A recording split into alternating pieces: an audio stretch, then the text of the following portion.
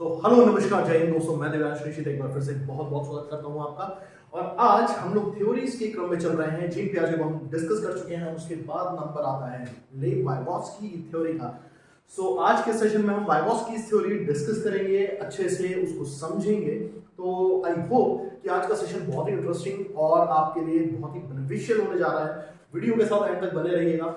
अपने ग्रुप्स पे वीडियोस को जरूर शेयर कर दीजिए। आपका जो कंसिस्टेंट सपोर्ट मिलता है यही मेरे लिए सबसे बड़ी मोटिवेशन है कि मैं दोबारा से अपने इस चैनल पे वीडियोस पोस्ट करने का सिलसिला शुरू कर रहा हूँ। एंड अब ये रुकने वाला नहीं है, राइट। इसको आप ये भी कह सकते हो कि नए साल पे मेरा एक कोई डिसीजन है अपने चैनल को लेके, तो इस बार इस पे लेके हम सबको मिल के साथ में काम करना है, ठीक है। चलिए, तो अभी शुरुआत करते हैं। जब वाइगोत्स्की की बात आती है, यानी लेव वाइगोत्स्की इनका नाम था, तो लेव वाइगोत्स्की की बात आती है तो इनकी थ्योरी से पहले बेसिक चीज जो इनकी एक जन्म और मृत्यु के बारे में है, तो इनका ईयर ऑफ बर्थ क्या था, यानी 1896 में पैदा हुए एंड 1934 यानी कुल मिला के 37 से 38 साल की बहुत ही कम एज में इनकी डेथ हो गई थी, राइट। एनीवेज, ये तो इनका लाइफ स्पैन हो गया। एंड उसके बाद अगर ये पूछा जाता है कहाँ के मनोवैज्ञानिक थे, देन हमारे सामने आंसर होगा रशियन साइकोलॉजिस्ट से, यानी रशिया के मनोवैज्ञानिक थे, ठीक बात है। उसके बाद अब हम बात कर लेते हैं, जब यहाँ पर वाइगोत्स्की का नाम आ रहा है, इनकी थ्योरी आ रही है, तो इनकी थ्योरी किस सिलसिले में थी। क्योंकि ये जीन पियाजे के समकालीन थे, तो ये जीन पियाजे की जो थ्योरी थी उस कॉन्सेप्ट से काफी प्रभावित हुए और इन्होंने भी उस पर अपने कुछ एक काम किए। एंड उसके बेसिस पे इन्होंने अपनी एक थ्योरी दी, किस पे, बच्चे के संज्ञानात्मक विकास पे ही इनकी भी थ्योरी थी, जिसमें कई जगहों पे ये पियाजे की बातों का या उनकी थ्योरी का खंडन करते हुए पाए गए। वो अभी हम लोग देखेंगे। जैसे पियाजे साहब ने कहा था विचार पहले आते हैं, भाषा बाद में आती है, तो इन्होंने कहा नहीं नहीं नहीं, भाषा इंपॉर्टेंट है विचार के लिए, तो भाषा पहले बच्चा सीखता है, उसके बाद उसके अंदर विचार आने शुरू होते हैं। तो कुछ हद तक ये चीजें सही भी है। उनकी थ्योरी उनके हिसाब से थी, इनकी थ्योरी इन्होंने अपने रिसर्चेस के हिसाब से निकाली। तो एनीवेज, इनकी थ्योरी भी संज्ञानात्मक विकास पर है। तो इनकी थ्योरी को किस नाम से जाना जाता है, socio cultural theory of cognitive development, right, यानी संज्ञानात्मक विकास का सामाजिक सांस्कृतिक सिद्धांत। अब आप यहाँ पर बहुत आसानी से समझ पा रहे होंगे एक चीज कि यहाँ पर ये जो सामाजिक सांस्कृतिक शब्द आ गया है, सोशियो कल्चरल, इट मींस कि इन्होंने अपनी थ्योरी में जो पूरा का पूरा जिम्मेदार ठहरा दिया है वो किसको, समाज को और संस्कृति को। और यहाँ पर एक तीसरा कंपोनेंट और था जिसको इन्होंने बहुत इंपॉर्टेंट रोल दिया, दैट इज भाषा, यानी लैंग्वेज, राइट। यानी इनका कहना था कि एक बच्चा जैसे जैसे बड़ा होता है तो उसके लिए उसका बायोलॉजिकल डेवलपमेंट होना जरूरी नहीं है उसके संज्ञानात्मक विकास के लिए, राइट। इंपॉर्टेंट क्या है, उसका सामाजिक जो उसके आसपास का वातावरण है, उसकी जो संस्कृति है, उसमें उसका इंटरैक्शन लोगों के साथ कैसे हो रहा है, उस बेसिस पे और जिस भाषा के माध्यम से हो रहा है, इन तीनों चीजों पे बेस्ड होके उसका जो संज्ञानात्मक विकास है वो होता है। ना कि पियाजे के हिसाब से बायोलॉजिकली बच्चा बड़ा होता जाएगा एंड वो समझदार होता जाएगा, राइट। तो द थिंग इज, इन्होंने क्या कहा, इनका सीधा से कहना था कि बच्चे के संज्ञानात्मक विकास में समाज, संस्कृति और भाषा का पूरा पूरा योगदान है। इन्हीं के बारे में हमें चर्चा करनी, राइट। तो गाइस, मूविंग फॉरवर्ड, जब हम बात करते हैं वाइगोत्स्की की थ्योरी की, यानी सोशियो कल्चरल थ्योरी की, देन यहाँ पर भी वाइगोत्स्की ने कुछ टर्म्स दिए हैं, कोई 3 टर्म्स दिए हैं जो हमारे लिए जानने बहुत जरूरी हो जाते हैं, जिनसे डायरेक्टली क्वेश्चन आता है, राइट। ठीक उसी तरीके से कुछ टर्म्स हैं जैसे पियाजे ने दिए थे, जिनकी हम लोगों ने बात करी थी पियाजे की थ्योरी में, जैसे स्कीमा हो गया, एकोमोडेशन हो गया, एसिमिलेशन हो गया एंड इक्विलिब्रेशन हो गया, राइट। इनको हम लोग पियाजे की थ्योरी में समझ चुके थे। जिन लोगों ने भी पियाजे की थ्योरी ना देखी हो और आपको देखनी हो तो मैं कोशिश करूंगा आई बटन में उसका लिंक आपको दे दूं, तो उसके थ्रू आप डायरेक्टली जाके पियाजे की थ्योरी देख सकते हैं। सो यहाँ पर जब हम उन टर्म्स की बात करते हैं तो सबसे पहला जो टर्म आता है दैट इज MKO, राइट। इसको भी समझेंगे। दूसरा जो टर्म आता है दैट इज ZPD और तीसरा जो टर्म आता है दैट इज स्कैफोल्ड, ठीक बात है। ध्यान से समझिएगा कि ये सारी चीजें आपके लिए बहुत सिंपल हो जाएंगी, बहुत ही अच्छी कोशिश करूंगा अपनी खुद के जो मेरा पर्सनल एक्सपीरियंस है उससे मैं कोई चीज आपको समझाऊं तो आपको बेहतर वो चीज समझ में आ पाए। तो गाइस, चलिए सबसे पहले वाले टर्म को हम देख लेते हैं। तो इस MKO का मतलब क्या है, M for more, K for knowledgeable और O फॉर अदर, यानी मोर नॉलेजेबल अदर, या इसको आप कह सकते हैं अधिक जानकार, ज्यादा जानकार, ठीक है, हिंदी में अगर हम बात करें। इसके साथ ही साथ अगर हम बात करें ZPD की, तो इसको हम क्या कहेंगे, इसको हम बोलेंगे zone of proximal development. Hindi में बात करेंगे तो इसको अपन बोल सकते हैं समीपस्थ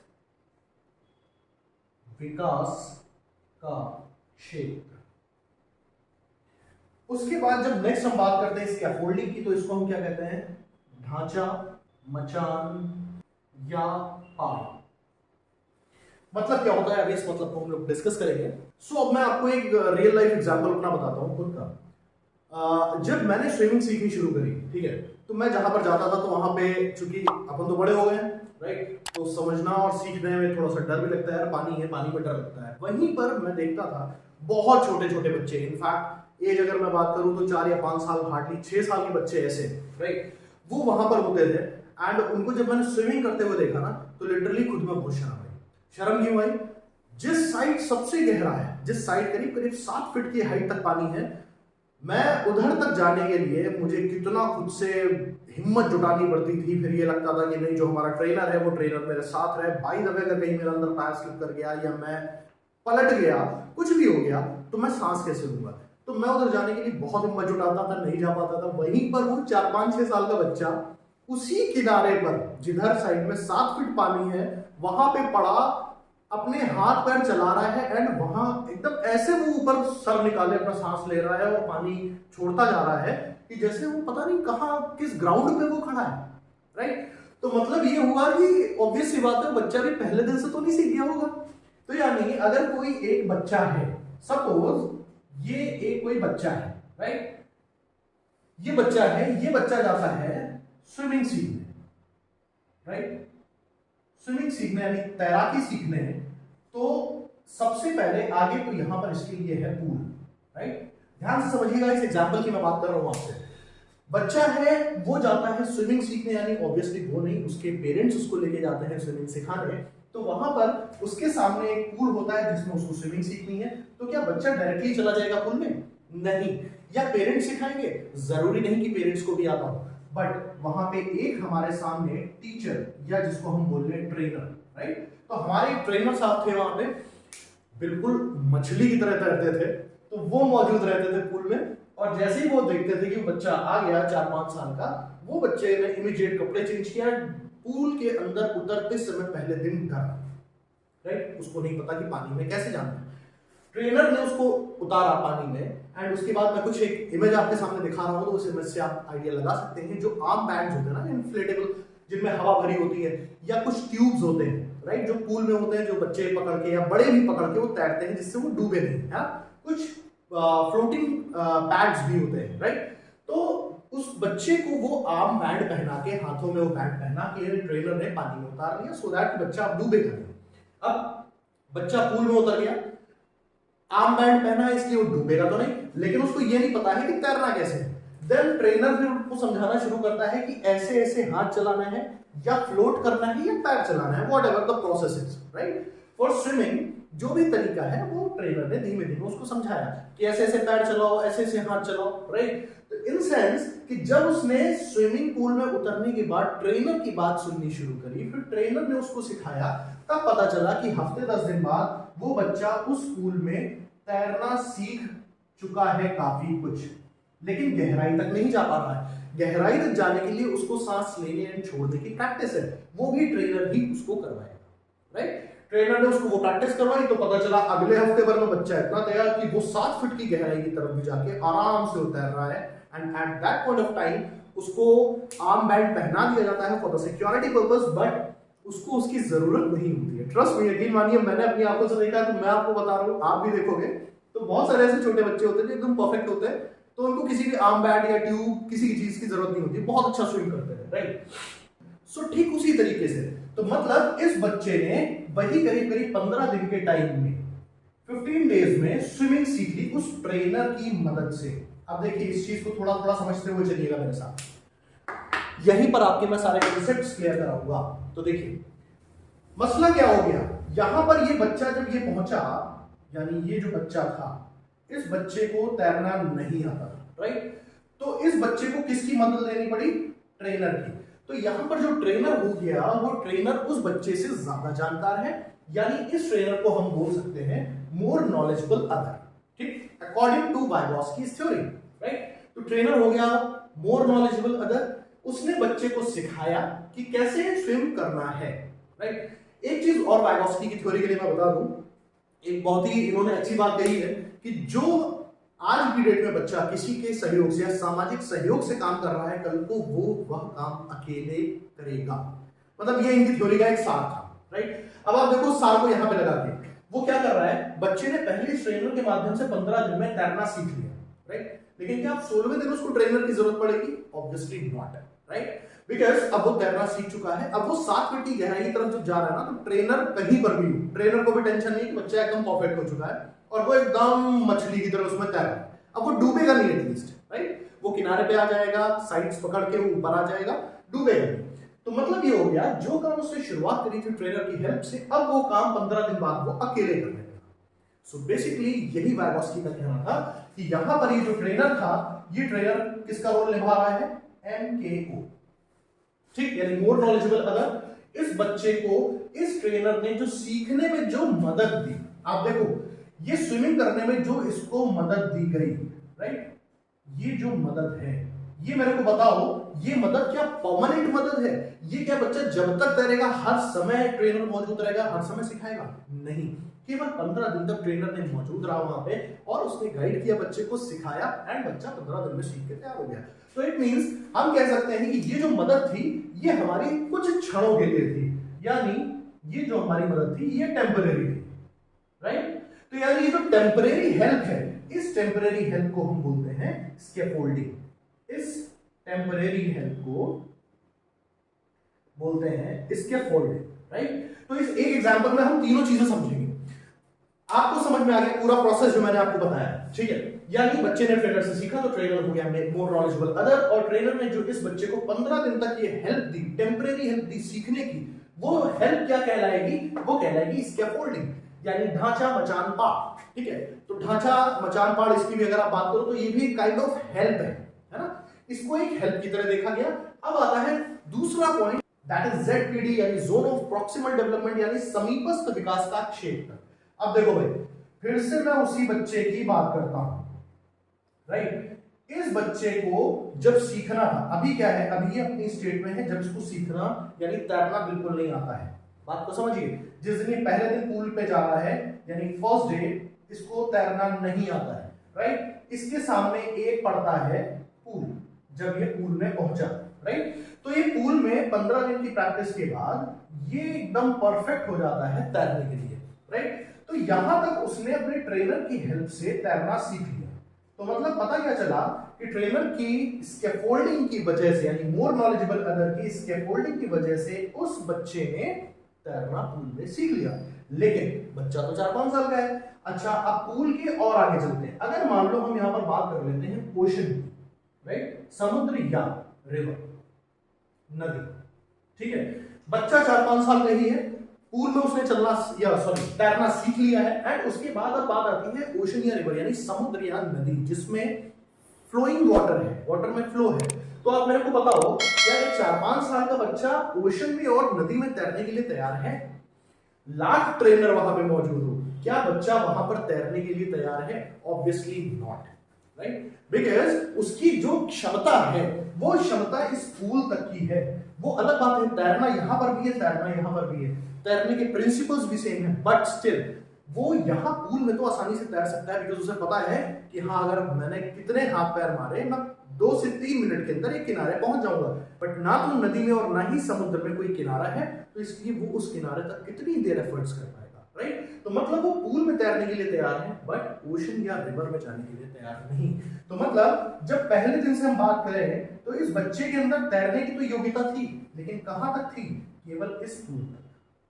लेकिन उसे पता नहीं था कि कैसे तैरा जाएगा। तो उस पूल तक जो उसकी तैरने की क्षमता बढ़ी, वो किसकी मदद से बढ़ी? इस ट्रेनर की मदद से बढ़ी, राइट। मेरी बात समझ पा रहे हो आप? यानी वो बच्चा जिस दिन पहले दिन गया था, उस दिन वो सक्षम था तैरने के लिए, लेकिन तब तक उसे तैरना नहीं आता था, बिकॉज उसको ट्रेनर नहीं मिला था, उसको पूल नहीं मिला था। जैसे ही उसको पूल मिल जाता है, ट्रेनर मिल जाता है, तो ट्रेनर की मदद से वो तैरना सीख जाता है जितनी उसकी क्षमता है, राइट। तो बस इसकी जो क्षमता है, जो अभी तक ये नहीं कर पा रहा था बिना किसी की मदद से, राइट। पूल में उसको मिल जाता, कोई मदद ना मिलती तो क्या वो तैर पाता? नहीं। यानी वो पूल में तैरने के लिए सक्षम था, लेकिन बिना ट्रेनर के वो नहीं तैर सकता। तो यानी किसी मदद से अगर बच्चा अपनी योग्यता तक पहुंच जाता है, अपनी क्षमता को अचीव कर लेता है पूल तक, तो बस यही जो बीच का इनका डिफरेंस है, यही कहलाता है क्या? ZPD। इस जोन की हमें बात नहीं करनी है, बिकॉज ये बच्चे की पहुंच से बहुत बाहर का जोन है, बहुत बाहर का जोन है। इसको आपको और आसानी से थोड़ा सा समझा देता हूं। देखिए, आप लोगों ने बहुत सारी जगह पे फिगर्स देखे होंगे। जैसे मान लीजिए ये वो किड है ना, ये बच्चा है, ये पूल है, राइट। बच्चा जो एक्चुअली है, जो अपने एफर्ट से कर सकता है, वो बस यहां तक कर सकता है। तो यहां तक क्या वो पूल में जा सकता है? नहीं, बिना किसी मदद के नहीं। लेकिन हाँ, पूल के साथ ही साथ जैसे ही उस बच्चे को यहां पर ट्रेनर मिल जाता है, तो इमीडिएट ये बच्चा अपने से इस पूल के दायरे को भी कवर कर लेता है। यानी बच्चा उतना ही बड़ा था, अभी उसको तैरना नहीं आता था क्योंकि उसको मदद नहीं मिली थी, अपने आप करने में वो सक्षम नहीं था। जैसे ही उसको इस ट्रेनर की मदद मिलती है, अब वो इस पूरे पूल में तैरने लगता है। तो बस यही जो इसका बीच का विकास का क्षेत्र, जो यहां से यहां तक के विकास हुआ, यही कहलाता है ZPD। तो आई होप अब चीज आपको समझ में आ रही होगी। इसको आप ऐसे भी समझ सकते हैं, फॉर एग्जाम्पल सीटेट या यूपीटेट या कोई भी ऐसा एग्जामिनेशन है जहां पर एक जनरल कैटेगरी को हम लेके चलते हैं, तो अगर हमें क्वालिफाइंग जरूरी है तो 90 नंबर जरूरी है, राइट, 90 मार्क्स। अब ये 90 मार्क्स जरूरी होने के लिए एक कैंडिडेट खुद से 80 to 85 नंबर तो ले आता है, वो खुद से पढ़ाई करके। बट अभी मसला फंस रहा है कि 5 से 10 नंबर ये तो चाहिए ही चाहिए। इसके साथ साथ एक मेरिट बनाने के लिए एक अच्छा स्कोर चाहिए, दैट इज अराउंड 130 तक। तो उसको 130 तक का स्कोर बनाने के लिए एक अच्छे प्रॉपर गाइडेंस की जरूरत पड़ेगी। वो हो सकता है आपको दिव्यांश सर से मिल जाए, हो सकता है आपको किसी भी कोचिंग से मिल जाए, राइट। तो वो गाइडेंस आपको जैसे ही मिलता है तो इमीडिएटली 80 से 85 का स्कोर, 130 का स्कोर बनता है, एंड यही मदद से आप पहुंच जाते हो अपने ZPD में, यानी जोन ऑफ प्रॉक्सिमल डेवलपमेंट। यानी आप योग्य हो 130 लाने के, लेकिन बिना किसी मदद के आप ला नहीं पा रहे हो, ठीक। तो बेसिकली ये है ZPD। स्कैफोल्डिंग वो टेम्परेरी है जो आपको दिव्यांश सर ने दी, या किसी भी कोचिंग इंस्टीट्यूट या किसी भी अनदर टीचर ने दे दी, राइट। तो वो हो गई आपकी scaffolding. And more knowledgeable other भी वही पर्सन जिसकी हेल्प से आप अपना आगे बढ़ रहे हो, ठीक बात है। तो इन दैट केस हमने कवर किया more knowledgeable other, ZPD and scaffolding. I don't think कि अभी किसी को भी इसमें कोई भी डाउट होगा। अगर स्टिल डाउट है तो कमेंट सेक्शन में करके बताइए, और अगर अच्छा लग रहा है तो अपना अप्रिसिएशन जो आप लोग देते रहते हैं हमेशा, मैं उसका बहुत बहुत शुक्रगुजार हूं। उसी प्यार मोहब्बत को बनाए रखिए और वीडियोस को शेयर करते रहिए अपने फ्रेंड सर्कल में, ठीक बात है। चलिए अब इसके आगे बढ़ते हैं। कुछ एक छोटे छोटे पॉइंट्स और हैं वाइगोत्स्की की थ्योरी के, उसको भी हम लोग देख लेते हैं। तो चलिए गाइस आगे बढ़ते हुए कुछ अब जो इंपॉर्टेंट पॉइंट्स, जो छोटे छोटे पॉइंट्स हैं जिनको हम लोग देख लेते हैं, जो वाइगोत्स्की की थ्योरी से रिलेटेड है, जो डायरेक्टली आपसे क्वेश्चन में पूछे जा सकते हैं। जैसे कोलैबोरेटिव लर्निंग। कोलैबोरेटिव लर्निंग की अगर हम बात करें तो इसको हम बोल देते हैं पारस्परिक अधिगम, राइट। पारस्परिक अधिगम क्या हुआ? पारस्परिक अधिगम वो हो गया जिसमें बच्चे अपने ग्रुप्स में, राइट, अगर हम ईयर ऑफ स्टूडेंट्स की बात करें तो वो अपने 4-5-6 बच्चे बैठ के आपस में पढ़ाई कर रहे हैं, आपस में अपनी जो भी स्टडी मटेरियल है उनका वो आपस में शेयर कर रहे हैं एक दूसरे से, तो उसको काफी इफेक्टिव माना गया है, राइट। यानी कोलैबोरेटिव लर्निंग को काफी इफेक्टिव माना है वाइगोत्स्की ने, राइट। नेक्स्ट आ जाता है रेसिप्रोकल टीचिंग। तो जब रेसिप्रोकल टीचिंग की बात आती है तो यानी वितरणात्मक शिक्षण, या और कोई अगर अच्छा और आसान सा शब्द आपको मिले तो कमेंट सेक्शन में बताइएगा। बेसिकली इसका मतलब क्या हो गया, इसमें टीचर और स्टूडेंट दोनों की बराबर से सहभागिता होती है। और आप फोटो भी देख सकते हैं, मैंने बना रखी है। स्टूडेंट है थोड़ा यो टाइप का होगा, टीचर है तो थोड़ा जैसे हमारे टीचर्स हुआ करते थे तो उस टाइप के टीचर हम मान लेते कि सीधे सिंपल से रहे होंगे कोई टीचर हमारे। तो ये दो आपस में एक्टिव लर्निंग करते हैं। एक्टिव लर्निंग इन सेंस कि एक्टिवली पार्टिसिपेट करते हैं इस प्रोसेस में, इसमें रेसिप्रोकल टीचिंग में। एंड यहाँ पर टीचर और स्टूडेंट दोनों ही एक दूसरे से कुछ सीखते हैं। यानी यहाँ पे एक चीज और निकल के आती है, ये दोनों ही एक दूसरे से या एक दूसरे को फीडबैक देते हैं, राइट। टीचर कुछ पूछता है, बच्चा उसका जवाब देता है, बच्चा कुछ पूछता है, टीचर उसका जवाब देता है। फिर इस तरीके से दोनों एक दूसरे के लिए अपनी प्रतिपुष्टि यानी फीडबैक देते हैं, राइट। तो इस तरीके से रेसिप्रोकल टीचिंग है, एक एक्टिव प्रोसेस है जिसमें टीचर स्टूडेंट दोनों ही एक्टिवली पार्टिसिपेट करेंगे, राइट। ओके, नेक्स्ट आता है प्राइवेट स्पीच, जिसको हम बोलते हैं निज वाक्य या निज भाषण, ठीक है। इसका मतलब क्या हो गया कि जब आप ध्यान दोगे कि कभी कभी होता है कि छोटे बच्चे अपना कोई भी काम कर रहे हैं ना, तो उसको करते हुए कुछ ना कुछ वो गुनगुनाते रहते हैं या कुछ ना कुछ वो बोलते रहते हैं, राइट। तो मतलब कहने का ये हो गया कि ये जो बच्चे जो प्राइवेट स्पीच करते हैं ना, ये कर रहे हैं सेल्फ रेगुलेट, खुद को, या इसको आप कह लो सेल्फ इंस्ट्रक्शन दे रहे हैं, यानी वो खुद को निर्देश दिया करते हैं बोलते बोलते उस काम को करते हुए। जैसे अगर कोई पजल वाला गेम हो, बच्चों को कुछ जोड़ना है, बनाना है, तो वो करते हुए बच्चे कुछ ना कुछ आपस में अगर लगे हुए हैं तो अपना बोलते रहेंगे एंड बनाते रहेंगे, राइट। तो वो खुद को निर्देशित करते रहते हैं, खुद को आदेश देते रहते हैं कि अब मुझे ये करना चाहिए, अब मुझे ये करना चाहिए, ठीक है। तो basically this is called private speech, ठीक बात है। अगला आता है इनर स्पीच यानी साइलेंट स्पीच। तो इनर स्पीच हो गया जहां पर बच्चा कोई अपने मन ही मन में किसी चीज को लेके आपस में विचार विमर्श कर रहा है, आपस में डिस्कशन कर रहा है, आपस में बात कर रहा है, बट वो आवाज बाहर तक नहीं आ रही है, वो उसके अंदर ही, इसीलिए इसको बोला जाता है silent speech, right. Okay, next आ जाती है बात भाषा पहले एंड विचार बाद में। देखो भाई, क्योंकि पियाजे और वाइगोत्स्की की बात है, दोनों ही काफी चीजों में एक दूसरे के ऑपोजिट थे। तो पियाजे साहब बोलते थे कि पहले आएगा विचार। अगर पियाजे जी को देखें तो ये पहले बोलते थे विचार एंड विचार के बाद में आती है भाषा, राइट। बट यहां पर वाइगोत्स्की का कहना है ठीक उल्टा, कि पहले आएगी भाषा उसके बाद आएगा विचार, ठीक। तो ये इनका एक मतभेद था पियाजे से। इसी तरीके से पियाजे साहब मानते थे कि पहले विकास होगा बाद में भाषा आती है, राइट। बच्चा बायोलॉजिकली जैसे से बड़ा होता है वैसे वैसे सीखता है ना, तो पहले विकास होगा फिर भाषा आएगी। लेकिन वाइगोत्स्की ने यहां पर भी वही चीज बोली कि नहीं, भाषा पहले आएगी और विकास इसके बाद, ठीक बात। नेक्स्ट आ जाता है पियाजे बच्चे के स्वतंत्र प्रयासों से अनुभव पर जोर देते हैं उसके संज्ञानात्मक विकास के लिए, राइट। यानी बच्चा खुद से खुद, जैसे जैसे वो बड़ा होगा, खुद से अपनी एक्टिविटीज से वो सीखता रहेगा, उसका संज्ञानात्मक विकास होता रहेगा, ठीक। लेकिन यहीं पर वाइगोत्स्की का क्या कहना है? वाइगोत्स्की बोलते हैं संज्ञानात्मक विकास के लिए सामाजिक मध्यस्थता बहुत जरूरी है भाई, क्योंकि इन्होंने अपनी थ्योरी का नाम ही रख दिया है सोशियो कल्चरल यानी सामाजिक संस्कृति थ्योरी। तो इट मींस कि वाइगोत्स्की का कहना है कि बच्चे का अगर संज्ञानात्मक विकास करना है तो उसके लिए मीडियम क्या होगा? समाज, यानी समाज की मध्यस्थता बहुत जरूरी है उस बच्चे के संज्ञानात्मक विकास के लिए, राइट। सो ये कुछ ही चीजें थी जो वाइगोत्स्की की थ्योरी से रिलेटेड थी एंड ऑलमोस्ट हम लोग सभी कुछ कवर कर चुके हैं। इसी के साथ हमारी नई वाइगोत्स्की की थ्योरी कंप्लीट होती है। सो आई होप वाइगोत्स्की की थ्योरी में आप में से किसी को कोई डाउट नहीं बचा होगा, चीजें आपको समझ में आई होंगी। अगर समझ में आई तो यार वीडियो को लाइक जरूर कर दीजिएगा एंड साथ ही साथ शेयर कर दीजिएगा सब जगह अपने सारे ग्रुप्स में। एंड इसी के साथ मिलते हैं अपनी नेक्स्ट थ्योरी में, हम नेक्स्ट वीडियो में। तब तक अपना ध्यान रखिए, ख्याल रखिए, खुश रहिए, प्रसन्न रहिए। जय हिंद।